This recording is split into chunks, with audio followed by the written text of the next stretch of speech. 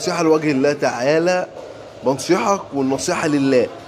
لو رحت عند أي عفشجي أو أي ميكانيكي قال لك هكبس لك بورة، هكبس لك بيضة، هكبس لك تيش، هيبقى بيدخلك في عيب خبيث وهيخليك تلف حوالين نفسك بعد كده.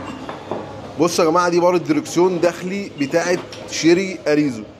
البارة دي بتعمل طقطقة في البطيء جدا في الاسفلت. بصوا البارة ايه، بصوا يا جماعة بتعض البارة. طبعا الصوت مش هيسمعكم، ولكن في العربية عامل صوت فظيع جدا.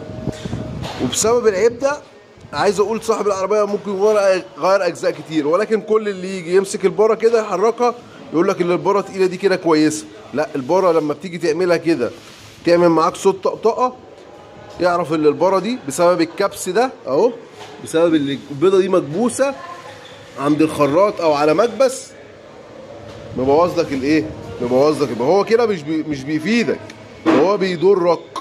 هو كده انت بيقول لك انا هوفر لك ومش هخليك تغير بارات او هخليك تغير بيض وهكبسهم لك. لا، ده بيلبسك في عيب اسوأ من لما يكون هو بايظ، الباره بايظه وتغيرها. ليه؟ لان هو عيب خبيث مختفي.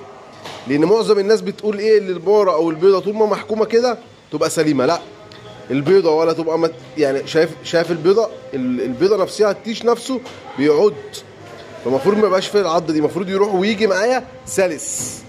حتى لو هو تقيل قوي يروح يجي معايا سلس، ما يبقاش ايه بيعض او بينتش كده في ايدي.